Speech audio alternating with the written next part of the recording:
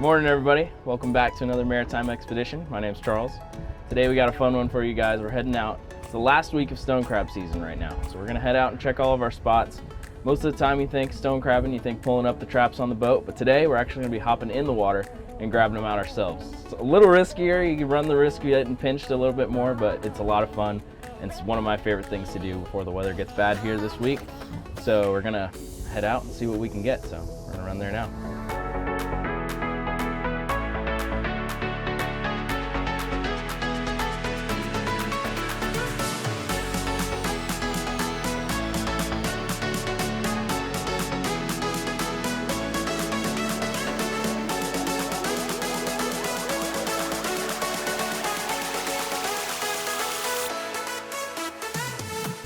All right, we just got to the spot here.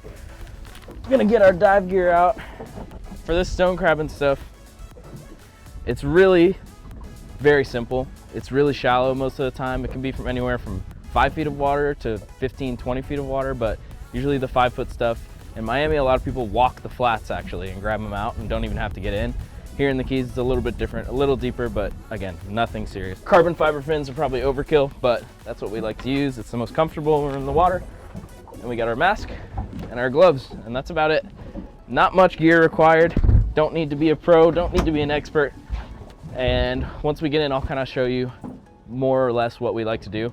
We're just gonna swim around the edge of this grass flat ring. There's a ring of sand, and then there's a little ledge in the grass flat, and we're just gonna be looking for holes where these crabs might be in. We're gonna reach in and see if we can pull them out. So let's get situated, and I'm gonna hop in.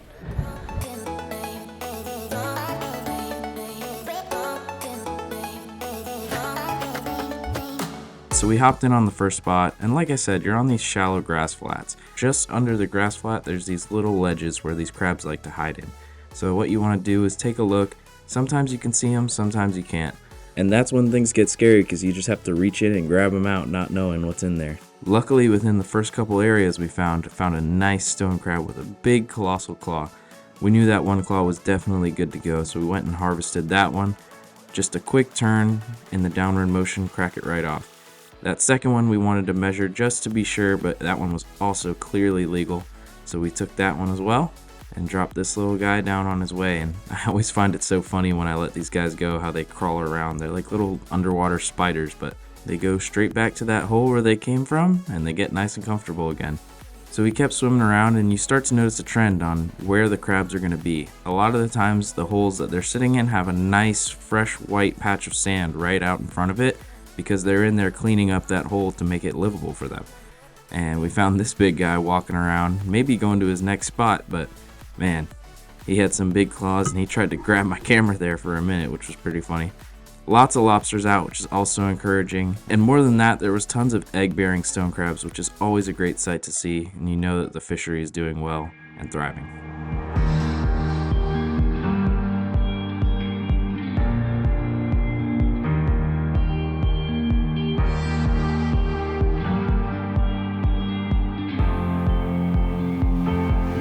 So we moved a little deeper to about 10 feet, and we're looking for those clean sandy patches like we want to find. And believe it or not, some of these holes go in all the way 5, 6, 7 feet. They go in all the way past your arm. Luckily, I was able to grab this guy before he got too far back there, but unluckily for me, he grabbed a hold of me too, and he didn't want to let go. And man, does it hurt when you get pinched by those stone crabs. They do not let go, and they are angry little guys. Wow! Let out a little yell there on the surface, and we're all having a good time, but that's the price you pay sometimes when you're stone crabbing. At the end of the day though, just seeing all these egg-bearing stone crabs and just how lively this fishery is and how sustainable it is. You're not killing the crabs when you're taking the claws, they regrow them, and it's just such a sustainable fishery. Back to the shallower stuff, when you're looking for these holes, you just see kind of potholes under these ledges. There's lots of life, fish, grunts, lobster, but unfortunately when you do see a lobster occupying one of those holes, it's usually a pretty good sign that there's not a lot of stone crabs in the area, because they're taking up all the area. I was a little gun shy after that last one had gotten a hold of me, so I tried a different technique. Get in the crab and you throw them up current. You let that dust settle and you peek your head under the dust cloud, and you're able to see the crab and get a good bearing on where his claws are at to grab him. Landon did a great job of that here. Grabbed the crab, threw him up current, went back up to the surface to let the dust settle, grabbed a breath, came down, and was able to grab that crab and safely harvest that claw. We were getting our fill of stone crabs, so we decided to hop back up in the boat and check where we were at.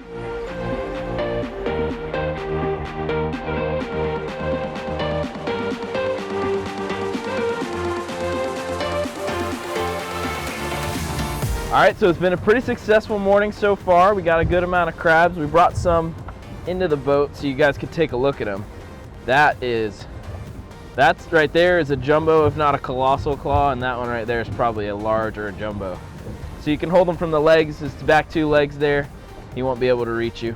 But what we're gonna do is we're gonna take our stone crab measure and you're gonna take the base right here and put it right at the base of his claw. And as long as it doesn't, this top part doesn't go over the tip here, you're good. And obviously this guy's plenty big enough. We'll check this one out real quick, same thing. One claw to the base, and he's moving on me there. But this one also clearly does the trick. So legally, you are allowed to harvest both claws. Some people argue whether or not that's ethical or not, but there's been a lot of research that shows that without the two claws, they still manage to survive just like a one with one claw would. So we are gonna take both claws because this is a nicer crab. But at the end of the day, it's totally up to you what you wanna do. If you feel that leaving one claw to protect himself a little better, go ahead and do that. If you're in a bunch of them all day long, that's something you might wanna do, but end of the season, sometimes it gets a little more slim picking, so today we're gonna take both. So what you wanna do, I'll show you the two ways that we can do it. So first way is you kinda just bend down. It's kind of like a 90-degree angle there. You kind of just want to feel it out. And sometimes they'll even just let go of it. And you're just going to crack it there. You just don't want it to crack off that bottom piece, but we got a good break there. Good claw that we're able to harvest. We're going to drop that in our bucket. So for the second one, I'm going to show you another trick. This way, if you're worried about, if you're not sure how to crack it the right way and you don't want to risk hurting the crab, another way to do it is you just take your knife, pop your knife in, give it a little twist, and usually they let go. Just like that. Pop your knife in, twist it around a little bit, and that supposedly is its natural defense mechanism. So if a predator has a hold of its claw and is biting that soft meat section, they'll just let the claw go. So just like that, pretty simple way to get the claws too if you don't want to crack it yourself. We're starting to get close to our limit. We're gonna get the rest of the claws off these guys and check our bucket, but we're getting there. Slowly but surely, last day, like I said, it's not always loaded on the last couple days of the season, but when you can get out with some buddies and get some claws for dinner, it's hard to beat it. So we're gonna get these guys situated and hop back in, see if we can get any more.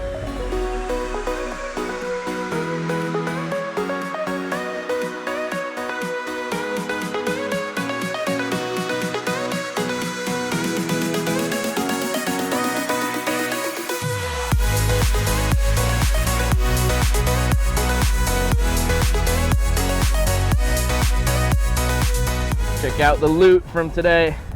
Some big colossal sized stone crabs. Some of these guys are as big as my hand. This one's probably the biggest guy right here. Just absolute beast stone crabs. These go for about $50 to $60 a pound if you were to buy them. And we loaded up a bucket. We got our limit. Limit is 2 gallons per boat, 1 gallon per person, whichever's less. And I'd say we did just about that. We have got some good dinner to go home. We're bringing some salt water home with us to cook them in it. It's the best way to do it. So make sure you get yourself a bucket out here while it's nice and clean instead of back home in the bay water that's not as nice.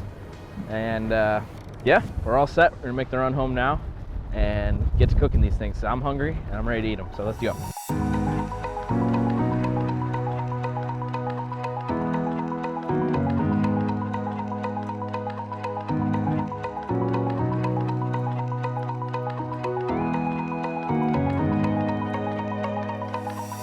All right, we made it back to the dock. We're gonna unload our crabbies. Let's see what we got. I'll show you guys real quick. I wanna be sure not to dump this water out, so I'm gonna reach in there and grab them, but show you guys what kind of loot we got from today. Pretty successful day for being close to the end of the season. Like I said, it's not always the best pickings this time of year, but you're lucky enough to find a couple of them. We're gonna be eating good, I can tell you that. Ain't nothing wrong with a table full of claws like that. Got some big ones mixed in there too. A couple smaller ones, but all around, awesome day. Can't ask for much more than that right there. So we're gonna get these guys all settled, and we're gonna take them up to Sophie in the kitchen and get ready to eat them, because she's gonna cook them for us. We're gonna do a little mustard sauce, maybe a little hot butter, I don't know yet, but we're gonna get some of them cooked up for dinner tonight and enjoy them. And we'll see you in the kitchen. Hey guys, so Charles came back, brought us some yummy stone crabs, and sadly I wasn't able to be a part of the whole process, but luckily I'm here for the best part, which is the cooking and then the eating. So what I have in front of me is a cooler with all the goods and some fresh ocean water from the ocean side, which is what we're gonna boil our stone crab in. And that's because regular tap water basically deteriorates the meat. So we use the fresh ocean water so that doesn't happen. So we pulled the claws out of the cooler and we separated them by size, basically the bigger ones and then the smaller ones together. That's because they tend to cook at different times. So we're gonna start first with the big ones, which typically take about 8 to 10 minutes, but we're gonna leave them closer to the 10-minute mark because we just wanna make sure that they're fully cooked. So it's been about 10 minutes, so we're gonna pull them out, put them in the strainer, and then it's time to get cracking. Here comes a big one. So it's been about 8 minutes, so now we're gonna take the smaller claws out and strain them as well.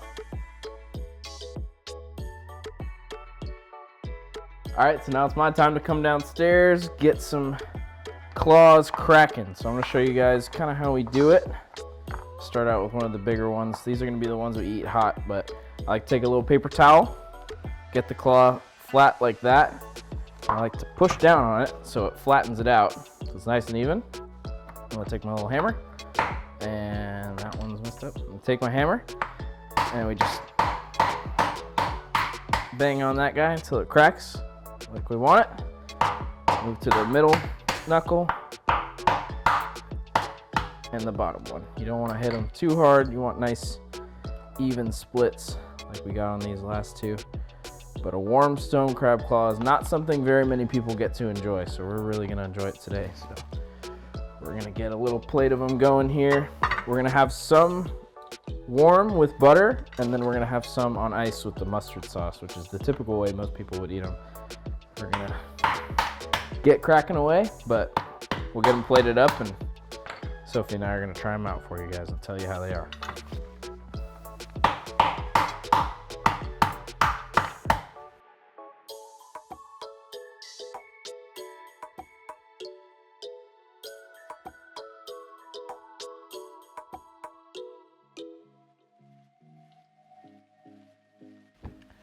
All right. Ready. I am so ready. It's been a long day catching stone crabs out in the sun, but nothing is better than this right here. This is one of my favorite seafoods of all time. Sushi, you know, lobster, but this is it. Stone crabs is the peak. It's the top of the list. The top of the top. And I'm excited to show you something because you've never had a warm stone crab. Never. You go to a restaurant, no matter how fresh it is, where you get it from, you're always gonna have a stone crab served cold. But when you catch them yourself, you have the luxury of being able to eat them straight out of the pot, which is something I've never had at any restaurant, only at home. And I've only had it a few times in my life. So I'm excited too. We've got our butter here, we've got our mustard sauce, we've got our cold crabs and our hot crabs. So I say we each try one of each. Go for the hot one first, I'll go cold, and we will compare and see how they are. But this is my first time having a warm one. Like you said, you can't really get it like that at restaurants. yeah, there's nowhere you're gonna be able to really get that. I'm excited.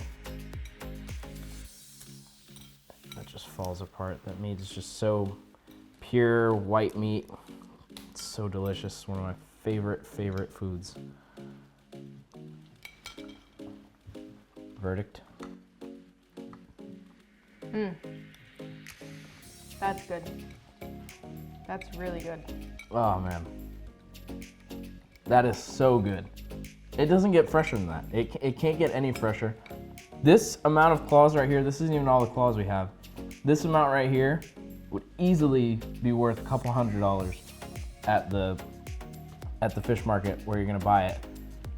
These things are not cheap. Colossals, like this guy right here, go for $60 a pound. When I was there today buying the mustard sauce, I took a look at the prices and those are $60 a pound, which is just absolutely crazy that we can fill a plate full of them for an afternoon. And you had fun catching them. Awesome day, end of the season. Usually isn't the best time to go. Sometimes it can be good, sometimes it's pretty slow, but today we were just in them all day. It was a great day.